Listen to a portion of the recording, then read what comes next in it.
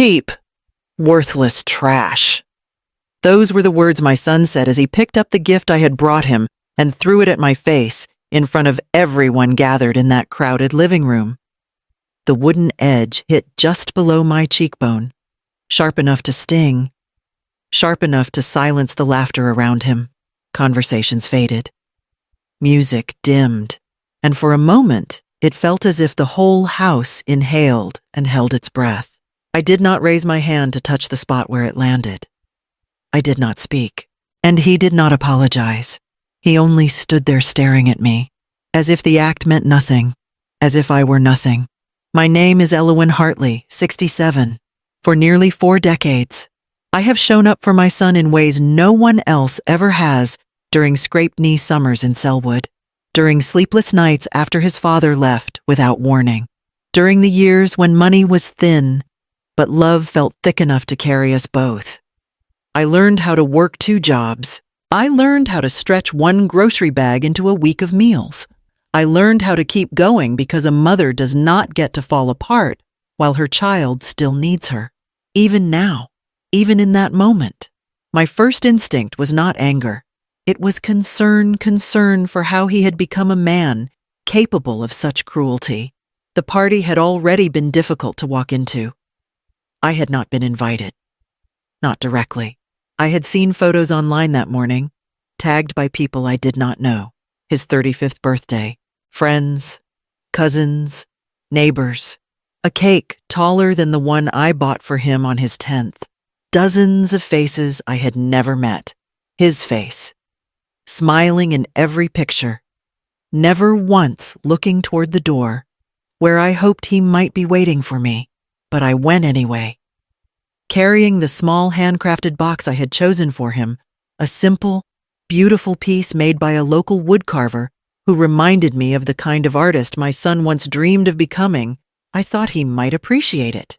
I thought it might remind him of something gentle inside himself, something he had not shown in years. I do not know what I expected when I stepped into the room. Maybe a nod, maybe a polite hello, maybe even the brief flicker of warmth a son gives the mother who raised him. Instead, he looked at the box, opened it, and smirked, and then he threw it. A single, sharp sound followed the crack of wood hitting the floor after striking my skin. Someone near the kitchen whispered. Someone else muttered my name in a tone I had never heard before. His girlfriend let out a laugh she quickly covered with her drink. No one moved to pick up the box. For a moment, I stood still. It was not shock. Not entirely. It was the weight of years settling into one clear truth. Whatever was left between us, whatever thread still connected mother to son, had snapped long before today. I had just been pretending not to notice. I turned without raising my voice or asking why. Dignity becomes a refuge when nothing else remains. My feet felt steady as I walked across the crowded room, steady as I passed the doorway, steady as the cold Portland air brushed against my face when I stepped outside. The murmurs followed, soft and fading, but I did not turn back. I reached my car, opened the door, and sat in the driver's seat with my hands resting on the wheel. The ache on my cheek began to warm, spreading slowly outward. It was not the pain that stayed with me. It was the clarity. One act can reveal everything a lifetime tried to hide. And as the engine rumbled awake beneath my hands, I understood that the next part of my life would not look like the years behind me. It could not. Something had shifted too far to return to its place. I drove home in silence, the night pressing gently against the windows, carrying with me the beginning of a decision I had avoided for far too long, a decision that would reshape everything that came next. I did not sleep the night after the party. The bruise beneath my eye settled in slowly, a dull reminder of the moment everything shifted. I sat at the kitchen table long after midnight with a cup of tea I never drank, listening to the refrigerator hum and the soft ticking of the clock above the stove. Small sounds felt louder when a house was empty. When morning finally came, I called the one person who had seen me through every difficult chapter of my life. "Are you all right?" Miriam asked the moment she picked up. Her voice carried the worry of someone who had known me since my 20s, before the divorce. Before the years that hardened the softest parts of me. I will be, I said, though my throat tightened. He threw the gift at me.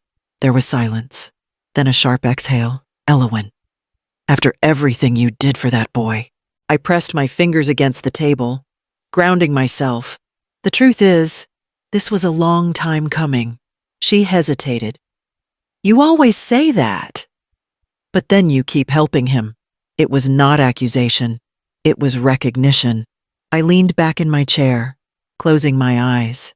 Do you remember when Daniel left 1989? January? The memory rose easily, the icy Portland winter, the slammed front door, the quiet after the storm. I thought things would get easier once he was gone. You were raising a toddler alone, Miriam said gently. Nothing about that is easy, but I wanted to believe I could do it. I worked mornings at Powell's, shelving books before the store opened. I liked that job, even if it paid close to nothing, and then I'd walk him to the daycare 2 streets over and take the bus across town for my evening shift. You barely slept in those years. I barely lived in those years, I corrected softly. I remembered the fluorescent lights of the administrative office where I spent my nights typing forms for hours, the ache in my wrists, the weight of exhaustion settling in my bones. My son would fall asleep in the back seat of our old sedan on the drive home, head against the window, curls damp with sweat from daycare naps. I always carried him inside. Even when he grew too heavy, I wanted him to feel held. Even if no one held me, he never knew how much you gave up. Miriam said, he did not need to know. I murmured, a mother gives. That was the rule I lived by. The kettle clicked off behind me, but I did not move. Age made memories sharper, not softer.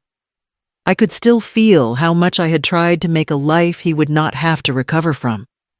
But trying and succeeding were not the same thing. He called me unstable last month, I said. My voice small, said I was losing my mind. Miriam swore under her breath. You spent 30 years holding him up, and now he pretends he did it alone. He believes the stories he builds. I said, even when they break me. There was a long, quiet pause. You deserved better from him, Elowen. I know. I whispered. And yet I kept hoping. I stood slowly, my joints stiff from the long night, and poured the cold tea down the sink. The bruise beneath my eye would fade. The deeper hurt would not.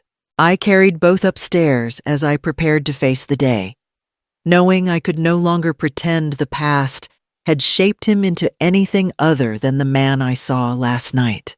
And as I stepped into the hallway, a single memory tugged at me, a smaller hand in mine, a softer voice. A boy who once apologized for breaking a cup. I let that memory lead me into the next part of the story, where I could no longer ignore who he used to be. I woke early, long before the winter light reached the windows, and sat on the edge of my bed with my hands folded in my lap. The house was quiet, the way it had been for years, but that morning the quiet pressed heavier on my chest. The bruise under my eye pulsed softly, a reminder of the man my son had become. But before the ache could settle too deeply, another memory rose unexpected, uninvited, and painfully gentle.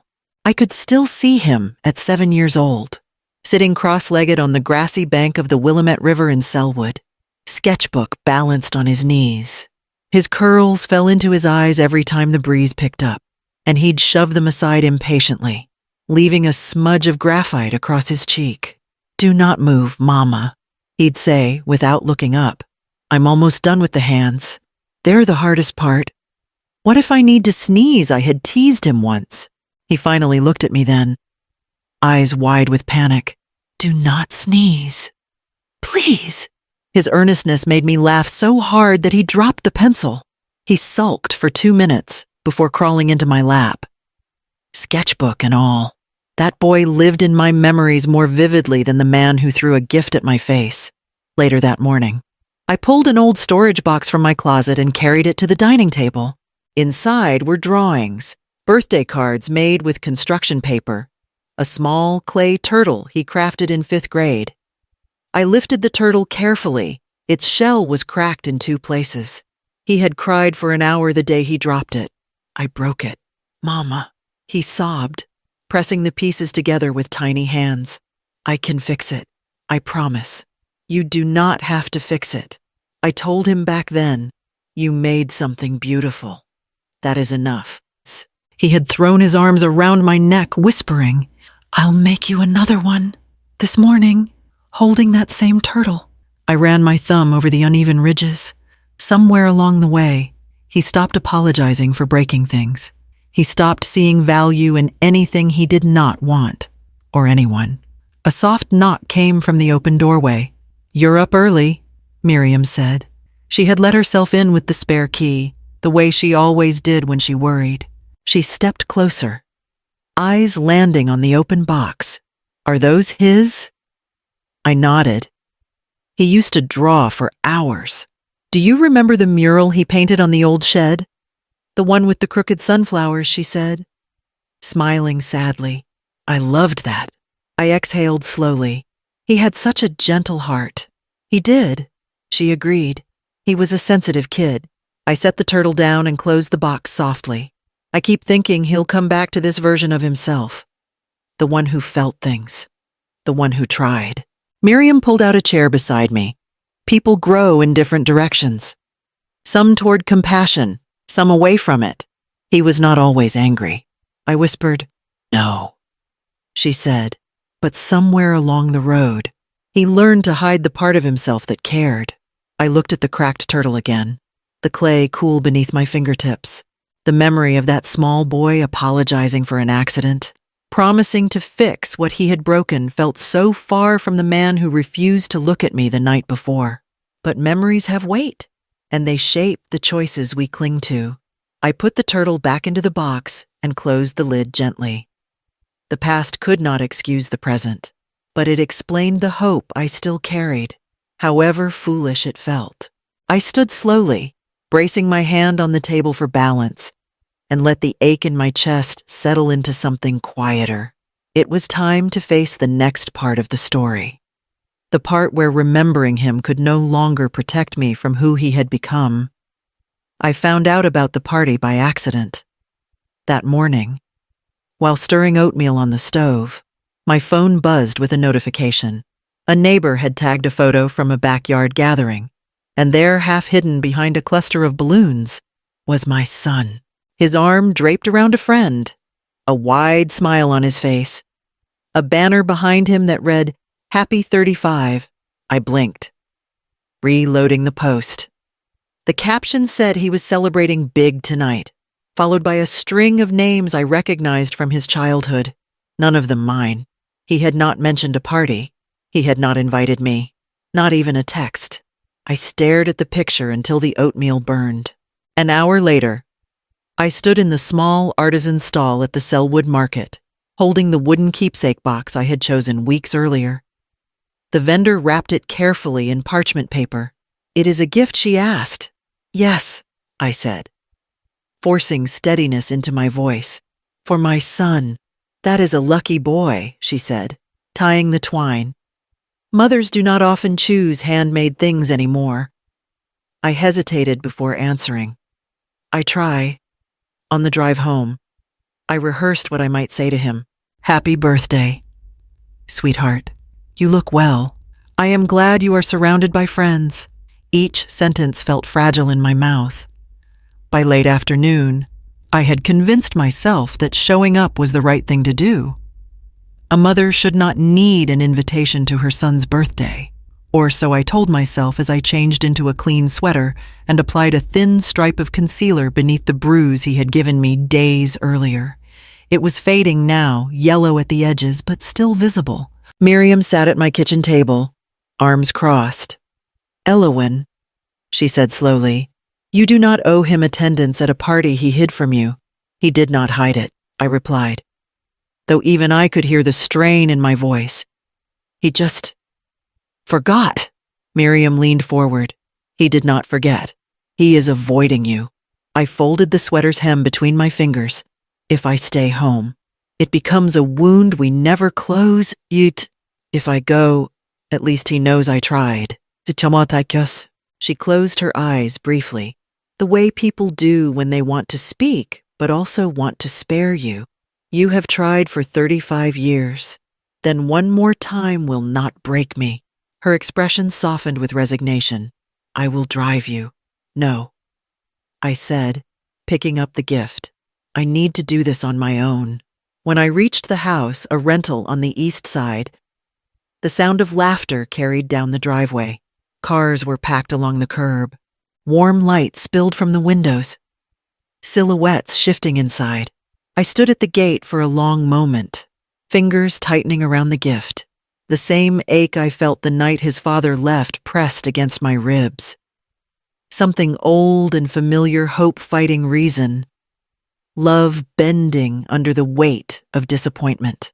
I opened the gate quietly. The grass was damp beneath my shoes. Voices rising and falling from the backyard. I stepped forward, steady as I could, carrying a gift wrapped in parchment and tied with twine. Whatever waited inside, I told myself, I would meet it with the same heart that had carried me through every year of his life. And still hope walked beside me as I crossed the yard. The closer I stepped toward the backyard, the tighter my grip became on the small wrapped box.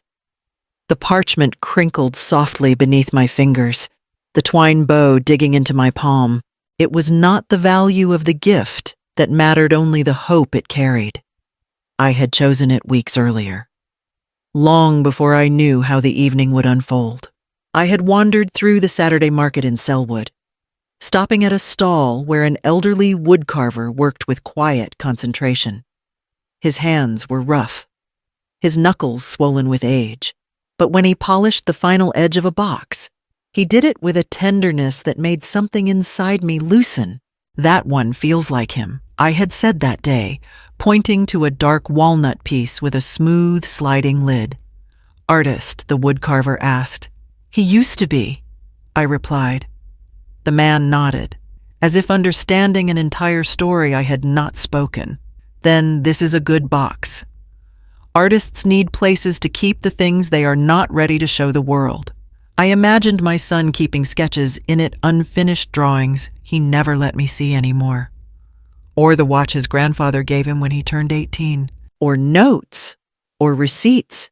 Or anything small enough to matter if held close. A mother's imagination can make an empty box feel full.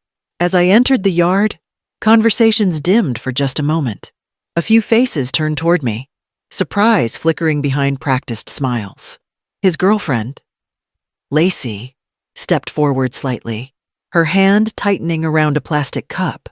You came, she said, voice edged with something I could not name. Yes, I answered simply. My son stood near a small folding table, beer in hand, mid-laugh with a group of friends. His expression froze the moment he saw me. The laughter around him faltered. Mom, he said. Not with welcome, more with disbelief. What are you doing here? I heard you were celebrating. I replied, I wanted to bring this. I held out the box. My hand trembled, just enough that I hoped no one noticed. He stared at it, then at me. You could have mailed it. Lacey leaned closer to him. We were kind of keeping this small, she murmured. Though the crowd around us told another story. I only wanted to wish you well, I said softly. Happy birthday. He took the box from me then, quickly, almost carelessly. The twine brushed his knuckles as he pulled it loose. He slid the lid open and paused. It is handmade, I explained. I thought you might keep your sketches inside, or something meaningful. He looked down at it, not with appreciation, but with a slow, narrowing disdain. This, he said, tapping the edge, Mom, it is just a box. The words landed heavier than they should have. I swallowed, trying to keep my voice steady. I chose it because I know you value craft. You used to. He exhaled sharply, annoyed. I am not 7 anymore. Someone behind him laughed quietly. Lacey shifted, uncomfortable. She was trying to be nice. Babe. He snapped the lid closed with a single flick of his wrist. It is whatever, he muttered. But the way he held it loosely, dismissively, told me the truth. Nothing inside him recognized what I had carried here tonight. I stood there, hands empty now, wondering how a thing chosen with love could already begin to feel like a mistake. He snapped the lid shut, the sound slicing through the laughter around him. For a moment, he held the box up, turning it in his hands as if searching for something worth appreciating. A few guests leaned in, others backed away, sensing trouble. I stood still, hands clasped to hide the tremor in my fingers. Lacey stepped closer to him. It is a beautiful box, babe. She chose it for you. He ignored her, flipped the lid open again, impatience sharp in the motion. That is it, he said loudly. It is just a box. Cal snorted, slurring, looks homemade. It is handmade, I said quietly. My son shot me a look. Same thing. No. I answered. Someone carved it with care. He tilted it toward the crowd. But it is empty, Mom. It is meant to hold whatever matters to you, I said, trying to keep my voice steady. He laughed cold, humorless, a useless box for a grown man. Something in my chest pulled tight. Lacey tugged his sleeve. Do not do this. He jerked away. She brought this for my birthday. The murmurs around us died. Even the music felt smaller. I thought you might use it for sketches, I said softly. Or for the watch your grandfather. Stop. He snapped, always dragging up the past. He stared at the box again. Contempt, rising like a slow tide. This, he announced, holding it higher, is cheap. Worthless. Trash? The words hit harder than I expected. But I did not move. Someone whispered my name. Lacey covered her mouth. He waited for a reaction. I gave him none. Here, he said. Keep it. He threw it. The crack of wood against my face echoed in the sudden silence. The box skidded across the ground, the lid splitting free. Warm pain bloomed under my eye, but I kept my head lifted. Lacey whispered, What is wrong with you? He looked away. I bent, picked up the cracked box, brushing off a splinter. No one helped. When I stood, he watched me like I was nothing more than an interruption. I only wanted to wish you a happy birthday, I said.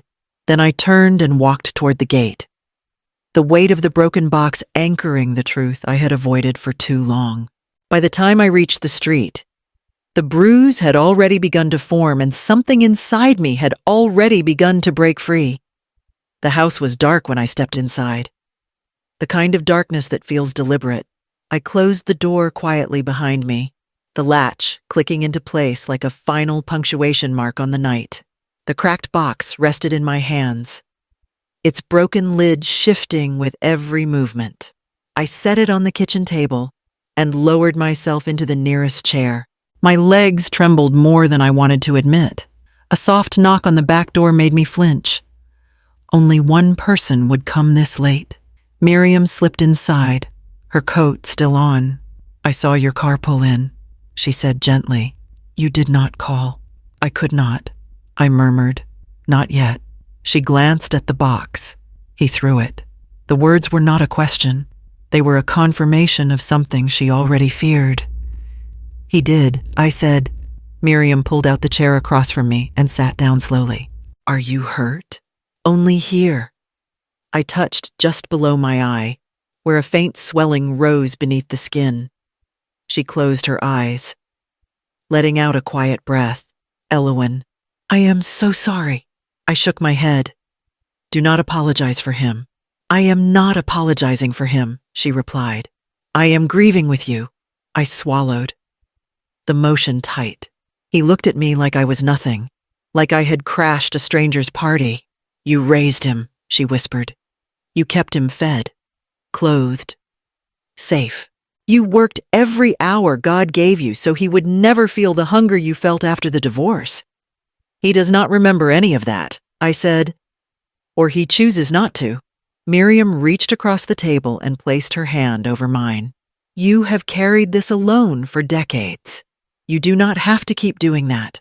I stared at our hands. He will say I am abandoning him. He abandoned you first. The room felt too still, too heavy. The cracked lid slid a little, scraping the table. I looked at it the way someone looks at a relic from a life they no longer recognize. When you are my age, I said, voice low, you expect certain things. Peace. Maybe a grandchild to visit in the summers. Phone calls that begin with, "How are you, Mom?" instead of demands for money. Miriam nodded. You deserved those things. Instead, I continued, I have a son who throws gifts at my face. Silence settled between us. It did not comfort. Miriam finally spoke. What will you do now? I leaned back in the chair, feeling every one of my 67 years. I used to think love meant staying, even when it hurt, even when I had nothing left.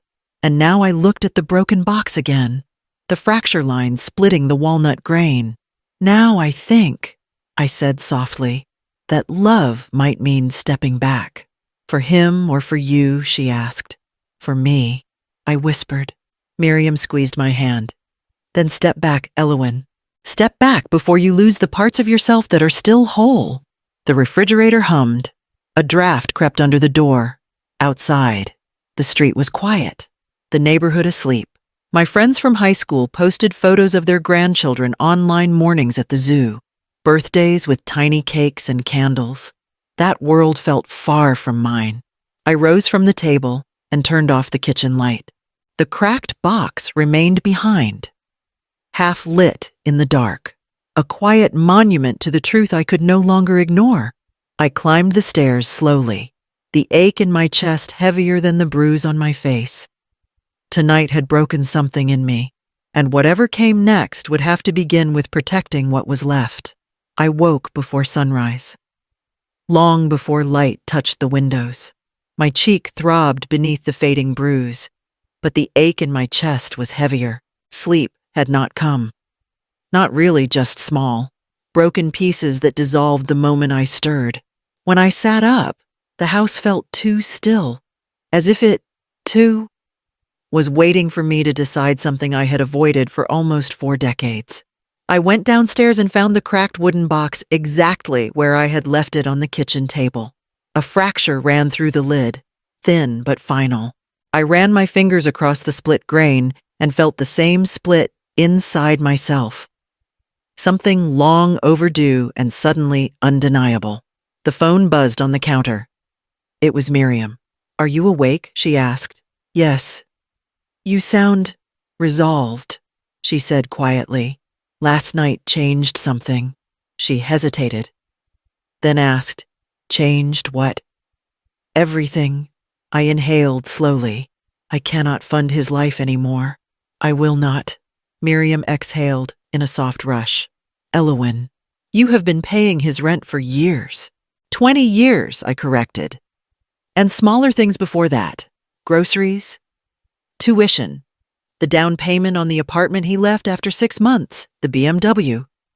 The BMW he insisted he needed, she said, bitterness warming her tone, for opportunities that never came.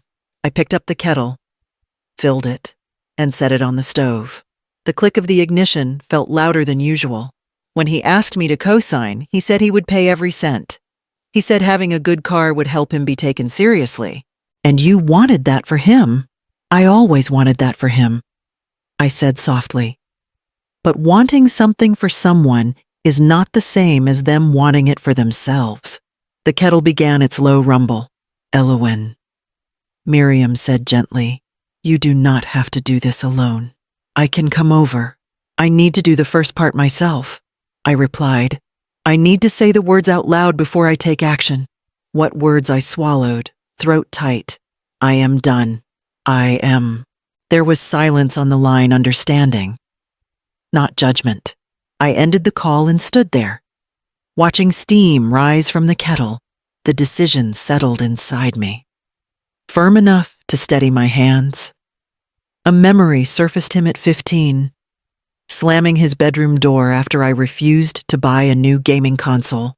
"You owe me," he had shouted. "You owe me for everything Dad didn't do." At the time, I thought it was teenage anger. Now I realized he believed it. My phone buzzed again, this time a message from him. "Rent is due. Are you sending it today or tomorrow?" No greeting, no acknowledgement of last night, no apology, just expectation. The decision that had been forming all morning clicked into place like a lock. I typed slowly.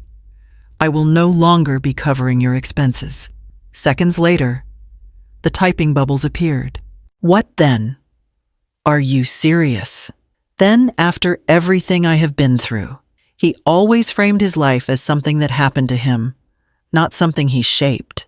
My thumb hovered before I added the final line. "I am reclaiming the BMW this week. The paperwork was never transferred fully. It remains under my name."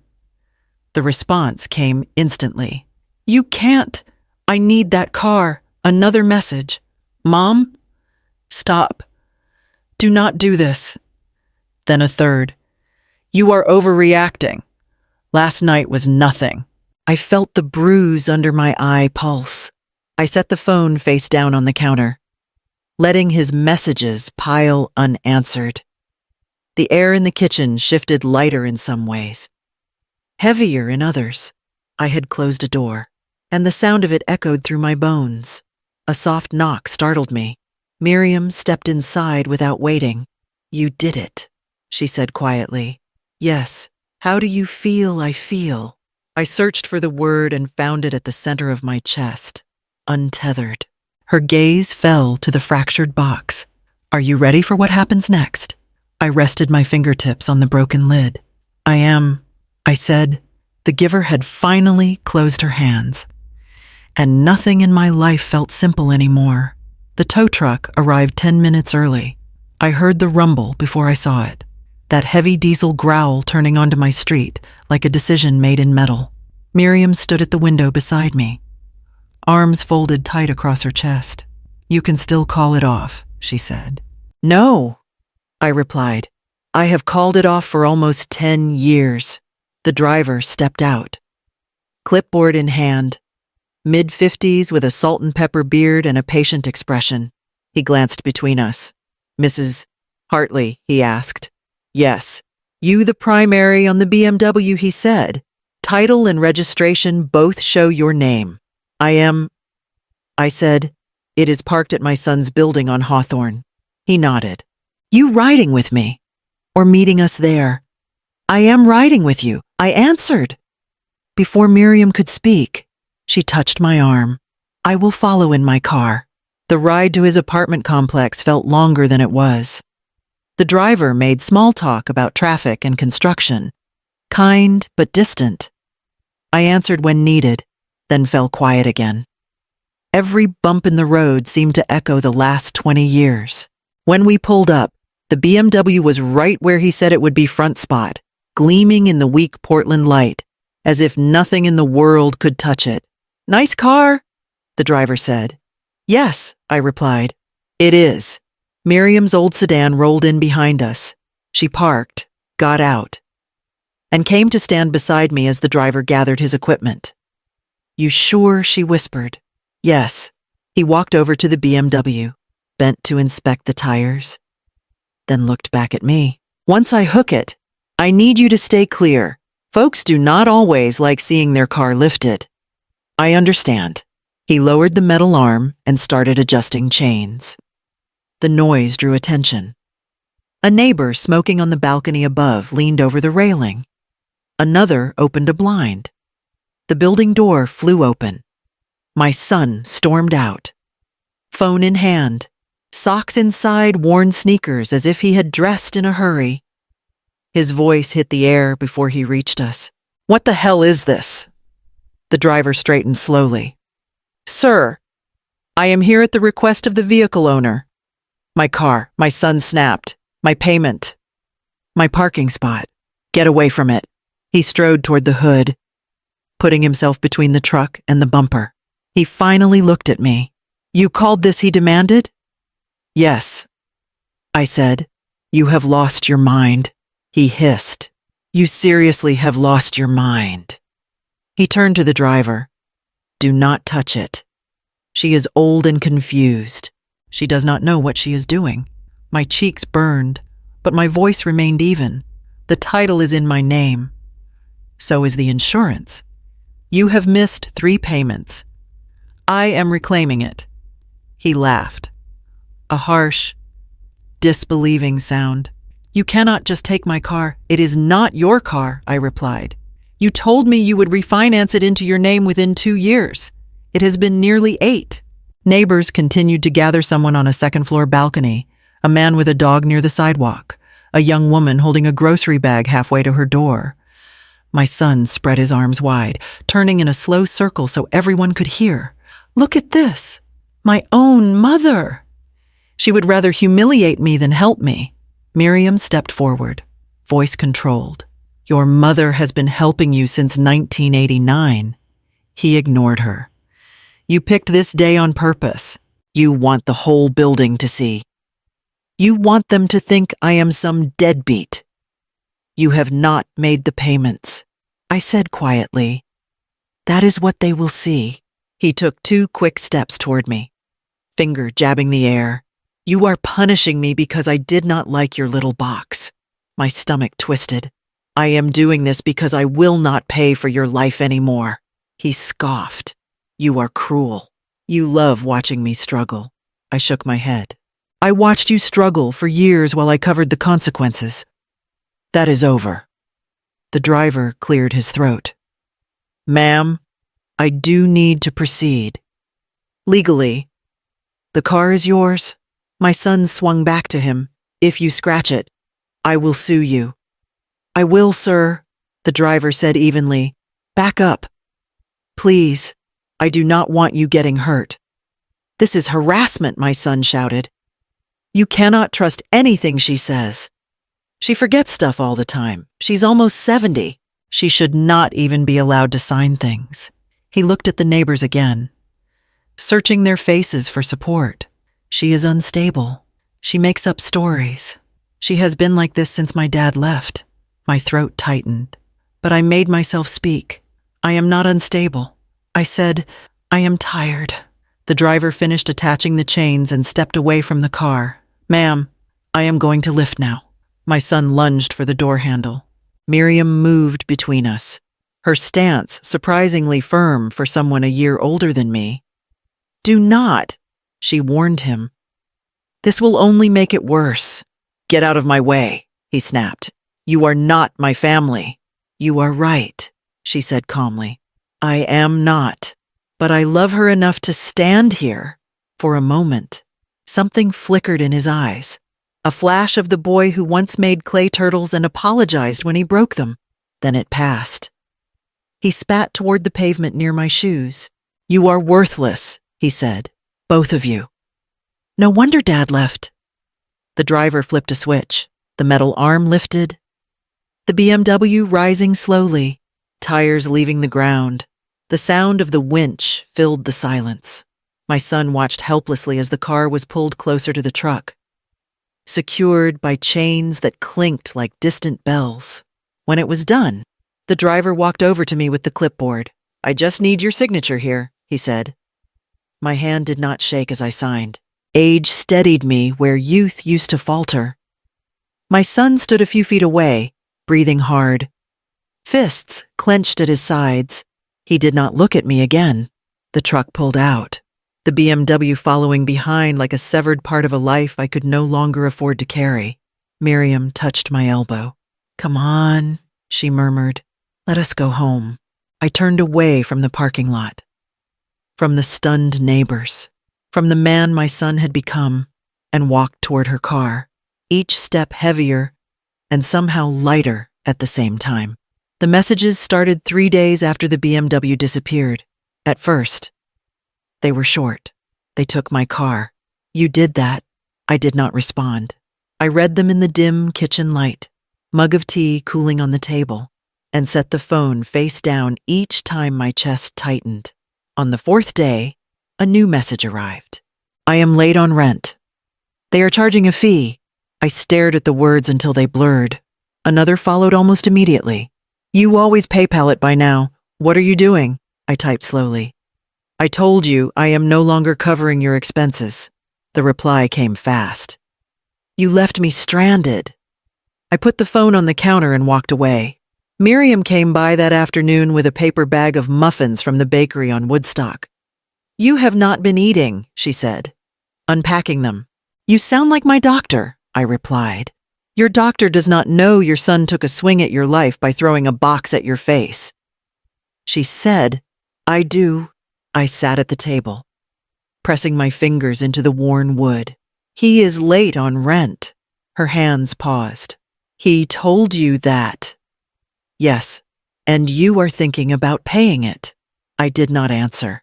She set a blueberry muffin in front of me, then took the chair across. Elowen, look at me. I lifted my gaze. Eyes, you cannot keep rescuing him from the mess he makes. She said, if you do, there is never a reason for him to change. He is still my son, I whispered. He is still your son if you say no.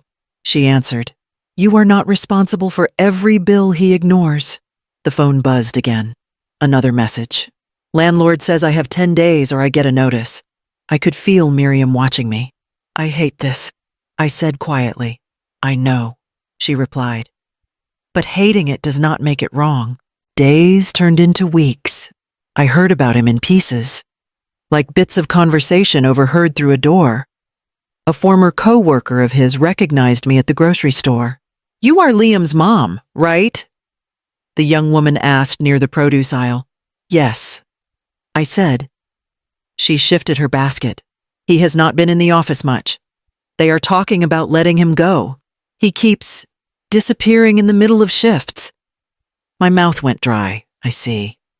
He always talks about how much you help him out, she added. But maybe that is not fair on you. I nodded once, unable to say more. That night, my son called instead of texting.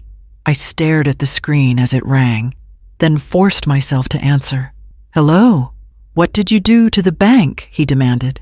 No greeting. No preamble. I did nothing to the bank. They raised my minimum payment, he said. They said the refinance is off because you pulled the car. They said my credit is shot. That is not from the last week, I said. That is from years of missed payments. You are supposed to help me. He snapped. You have always helped me, Batasas. You know I am bad with this stuff. You are 35, I replied, the number heavy in my mouth. You are not a boy with an allowance anymore. He laughed harshly. Says the woman who never made it past assistant. The insult slid under my skin. I gripped the phone tighter. I worked enough to keep you fed and housed. You kept yourself busy because Dad left. He said, you paid bills to feel better about ruining our family. My breathing hitched. I did not ruin anything. He chose to leave. You pushed him away with your nagging. He said, you are doing the same thing to me. The edges of my vision blurred. I am not nagging. I am withdrawing support I can no longer afford to give. You have savings. He shot back. You could clear this in one transfer. My savings are for my old age, I said, for when I cannot work, for medical bills, for food. I am your retirement. He insisted. I am all you have. I closed my eyes. And yet, somehow, I am alone. There was a long silence on the line. I heard something crack in his voice when he spoke again. I might lose my job, he said. Quieter now. They are on me about being late, about the time off. I cannot show up with no car. Mom, you did this. You lost the car because you did not pay for it, I said. You risk losing the job if you do not show up and take responsibility. You do not understand anything, he whispered, and hung up. The next week, the messages changed tone. Got a written warning today. My boss says one more no-show and I am gone. I could fix this if you would just help once. Really help. Not this tough love nonsense. I typed an answer only once. I am not punishing you. I am stepping out of the way. No reply followed. Hours passed, then days. One evening, Miriam and I sat on the front steps, watching the light fade across the street. My phone lay silent between us. Any word she asked? Not today, I said. Last I heard, he was on final notice. She let out a slow breath. I know this is hard. I keep wondering where it started. I said, the piece of him that believed I would always catch him, no matter how far he stepped off the edge. And she asked. I wrapped my arms around myself, feeling the ache in my shoulders, the familiar mix of guilt and weariness. I think he built that belief, I said at last, and I helped it grow every time I made his consequences disappear. The call came at dusk, just as I sat down with a bowl of soup I had no appetite for. The sky outside the windows had gone that strange Portland violet, the color that appears only between rainstorms. I had almost let myself believe the day would end quietly. Then the phone vibrated across the table. His name filled the screen. My stomach tightened. I answered anyway. Mom, he said sharp, breathless, already angry. What did you do? I swallowed. I do not know what you mean. You know exactly what I mean. He snapped. I got the notice today. They fired me. Fired me. Because of you. My hand tightened around the phone. I did not speak to your employer. I did not interfere. You took my car, he said, voice shaking with fury. You knew I could not get to work. You planned this. I reclaimed a car you refused to pay for. I replied softly. Your job attendance is your responsibility. Do not use that tone with me. He yelled. You ruined my life. You enjoy this. Watching me fall apart while you sit in that old house pretending you are the victim. The words hit harder than I expected. I set the soup aside, unable to keep my grip steady. I have never enjoyed your pain, I said, and I have spent decades trying to spare you from it. Decades. He laughed a harsh, ugly sound. You barely raised me. Dad left because of you. My throat tightened. Your father left because he chose to leave, not because he told me things. He cut in. He told me you were suffocating, controlling, always making everything about your sacrifices. My hands trembled. At 67, I thought I had sealed those wounds shut, but some old injuries live just under the skin. He should not have said those things to a child. I whispered. Maybe he was right, he said coldly. Maybe you are the reason nothing in this family works. Silence filled the line. I stared at the wall across from me, the framed picture of him as a toddler missing tooth, sunburned cheeks, grinning at a kite caught in a tree. I remembered carrying him to bed that night because he had cried himself to exhaustion when the kite tore. I remembered whispering, "You are safe. I am here." Now here he was, a grown man blaming me for a life he refused to shape. He continued, louder now, "You owe me rent for this month, and next month, and until I get back on my feet. I will not be sending rent." I said, "Why?" He screamed. "Because you think I deserve to be punished, because you want to watch me crawl." "No," I said quietly, "because I am tired." He scoffed. "You are tired. What about me? I am 35 with nothing. Because of you." My vision blurred. I pressed my palm to my forehead, steadying myself. "I have given you nearly everything I could give. I am allowed to stop now." "No, you are not," he snapped. "You do not stop being a mother." The sentence cracked something open inside me, not anger, not guilt, but an exhaustion so deep it felt older than my bones. "I do not stop being your mother," I said, "but I am no longer your safety net." He inhaled sharply, furious. "You will regret this." "I already do," I whispered.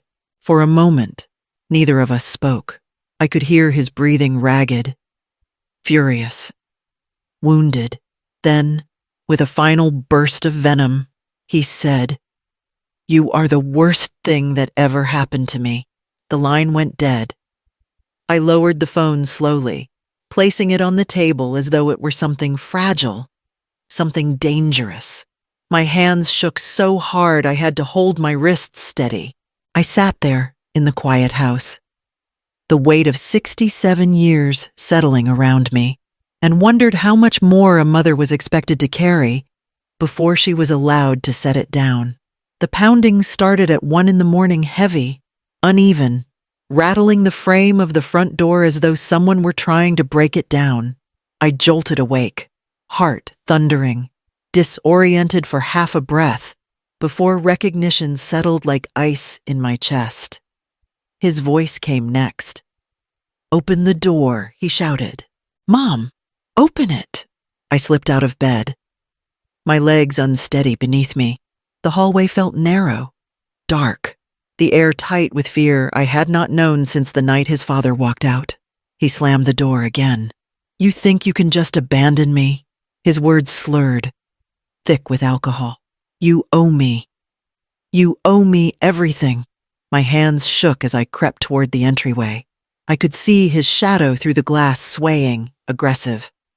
Fists balled at his sides. "Mom, I know you are in there. Do not pretend you cannot hear me." Miriam's warning echoed in my mind. Someday, he will cross a line he cannot uncross. He slammed the door so hard the picture frames on the wall rattled. "You ruined my life," he screamed. "You selfish, useless."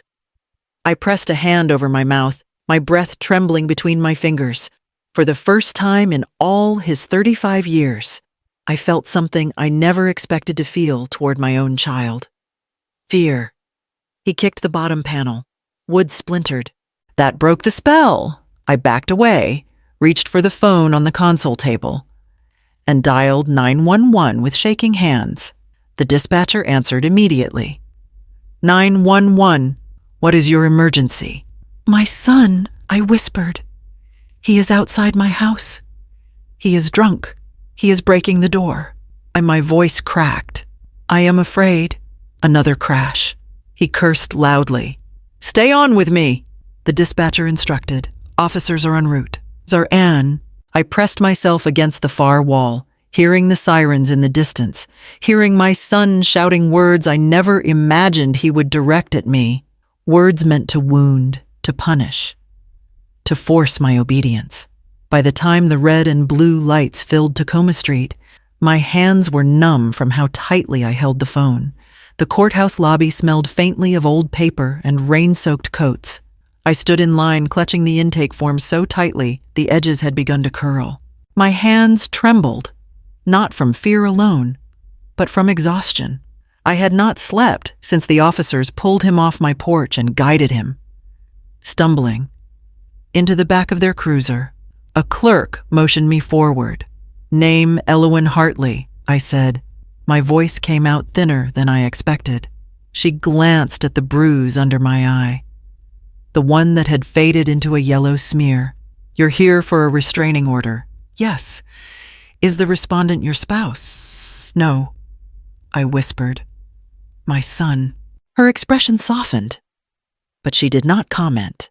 She slid a packet toward me. "Fill out everything on the first 3 pages. The judge is reviewing emergency requests today." I moved to a bench, pen shaking as I wrote. The questions felt clinical, detached. Describe the incident. Has the respondent threatened you before? Do you fear ongoing harm? I answered each one honestly. My letters wobbled.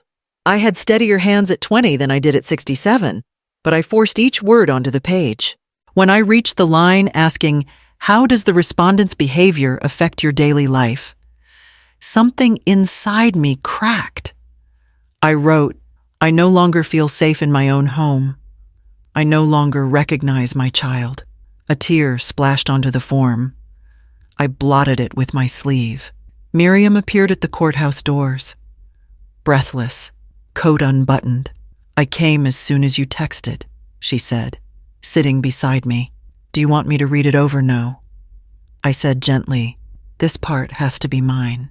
When my name was called, I stood before the judge, a man in his 60s, with kind but weary eyes. He adjusted his glasses and scanned the pages. You are seeking a 1-year protective order, he said. Is that correct? Yes.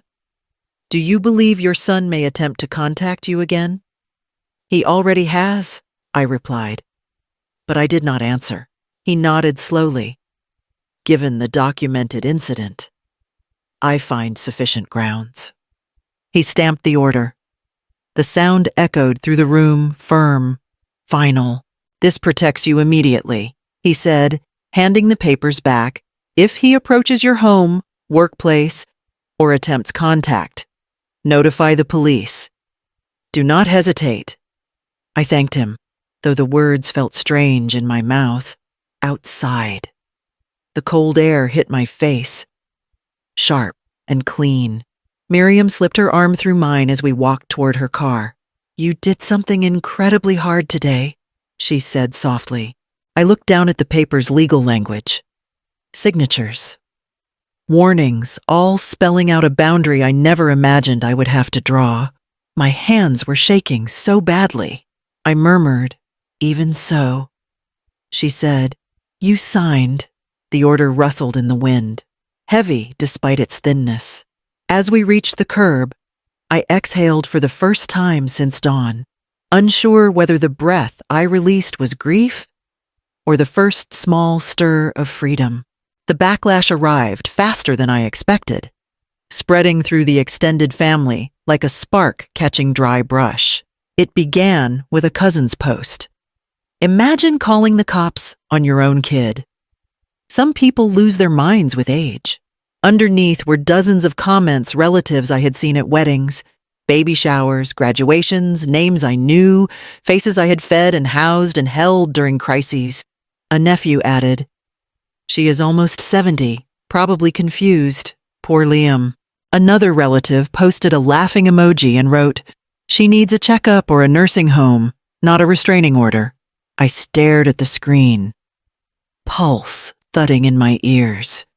Miriam, sitting across from me, leaned in. Do not read more, she warned. But I scrolled. Photos of my son from years ago smiling. Arms around cousins were reposted with captions like, he deserved better than a mother who abandoned him. Someone else chimed in. She is exaggerating. She always was dramatic. Probably made the whole thing up. I felt the words like small, sharp stones thrown at an old wound. My phone buzzed with a new message from my sister-in-law. Claire. I opened it reluctantly. You never understood him. This whole thing is embarrassing. Take back the order and stop making a scene at your age. My chest tightened. I typed back, fingers shaking. He came to my door drunk at 1 a.m. He threatened me. He broke the door frame. She responded instantly. He said you provoked him. You have always exaggerated. You know how you get. I set the phone down as if it had burned me. Miriam reached for my hand. Elowyn, listen to me. They are defending their version of him, not the truth. They are calling me senile, I whispered, as if I imagined the pounding, the shouting, the officers. You did not imagine any of it, she said firmly. And age does not make you wrong. A fresh wave of notifications lit up my phone, more posts, more comments, more betrayal. I closed my eyes, breathing through the sting. My own blood had stepped forward not to understand, not to ask, but to circle around him and turn their backs to me. I was nearly 70, and somehow more alone than I had been at 17. I opened my eyes again. I cannot let them decide who I am, I said quietly. Miriam squeezed my hand. Then do not. News of his firing reached me in fragments. A former co-worker messaged me first, I am sorry. Liam cleared out his desk today. Looked rough. Then another message from an old neighbor tow truck took the BMW again. He was yelling in the parking lot. By afternoon, his name lit up my phone, but I let it ring. The voicemail that followed was a jumble of anger and despair. "You ruined everything," he said. "They fired me because I could not get there. My friends are acting weird now. No one wants to help me. I needed that car. I needed you." His voice cracked on the last word. I sat at the table, hands clasped so tightly my knuckles whitened. Grief pulsed through me, not for the man speaking in that message, but for the boy who once ran into my arms after falling off his bicycle, crying because he scraped his knee. Miriam arrived without knocking, a bag of groceries in her arms. "You saw the messages?" she asked gently. "Yes." She set the bag down and studied my face. "You are grieving him." "I am grieving the child I raised." I said, "Not the man he became." Her expression softened. "You loved him fiercely. That does not disappear just because you set boundaries." I looked toward the window, watching a pair of teenagers bike past on the sidewalk. Their laughter drifted faintly through the glass. My chest tightened. "He has no friends left," I said quietly. "They are pulling away. They are tired." She replied softly. "The same way you were tired long before you admitted it." I nodded, blinking back the wave rising behind my eyes. Another voicemail arrived short, defeated. "Mom, I do not know what to do. Call me." I did not press play again. Instead, I folded my hands and felt the ache of something ending, not dramatically, not violently, but slowly, like a rope fraying after years of strain. Miriam placed her hand over mine. "Let yourself feel it," she whispered. "It is a kind of mourning." I exhaled, long and unsteady. I was mourning someone who still breathed, still walked the same city streets, but was no longer my son in the way he once had been. The letter arrived on a Tuesday morning, folded unevenly and slipped beneath my front door as if delivered by a trembling hand. I noticed it when I went to fetch the newspaper, the corner of a yellow legal sheet peeking out from the welcome mat. My stomach tightened. Miriam, who had stayed the night after my blood pressure scare, stepped into the hallway behind me. "Is that from him?" "I think so," I said. I bent slowly, my knees protesting, and picked it up. The handwriting was unmistakable, slanted, rushed. The same way he wrote permission slips in elementary school. Back at the kitchen table, I unfolded the pages. The ink had smeared in places, as though he had written while angry or crying. "Mom, I do not know what to say. I am sorry. Maybe not for everything, but for some things. I was drunk that night. I did not mean half of what I said. You have always been dramatic, and I got caught up in it, but I did not want the cops. I did not want the order. I did not want this." I paused, feeling the familiar twist in my chest. Miriam leaned closer. "Keep reading," she murmured. I continued. "I know you think I have ruined my life. Maybe I have, but losing my job, my car, my friends, it feels like punishment. And you, of all people, should not be punishing me. You are my mother. You are supposed to help me. I need you to help me. Please." My hands ached as I lowered the paper. The plea sat heavy between us, half remorse, half manipulation, tangled so tightly I could not tell where one ended and the other began. Miriam touched my arm gently. "What are you thinking?" I swallowed. "I am thinking that forgiveness is not free, and I am not sure I can afford the cost anymore." The letter lay open on the table. Waiting for an answer I was no longer certain I owed. I kept the letter on the table for 2 days. Not because I did not know what to say, but because I wanted to choose my words with the same care I had once used to choose his baby blankets, his school lunches, his Christmas gifts. Love had shaped so many of my decisions, but this needed something different. On the morning of the 3rd day, I brewed tea, sat at the kitchen table, and pulled a blank note card from the drawer. Miriam watched me quietly. "You are ready." She said, "I am." I replied. I wrote slowly, my hand steady despite the ache in my knuckles. "Liam, I have read your letter. I hope you find the help and stability you need, but I can no longer provide it. I will not revisit the night you frightened me, nor the years that led here. I wish you well. Mom." No apologies, no explanations, no openings for negotiation, just a boundary where a door used to be.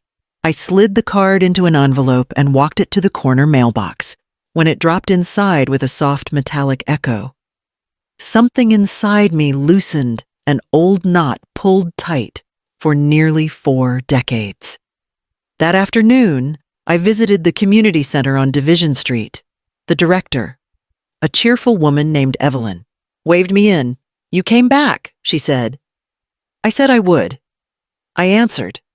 She handed me a flyer. "We start a creative writing workshop next week, and the book club meets on Thursdays." I traced the printed dates with a fingertip.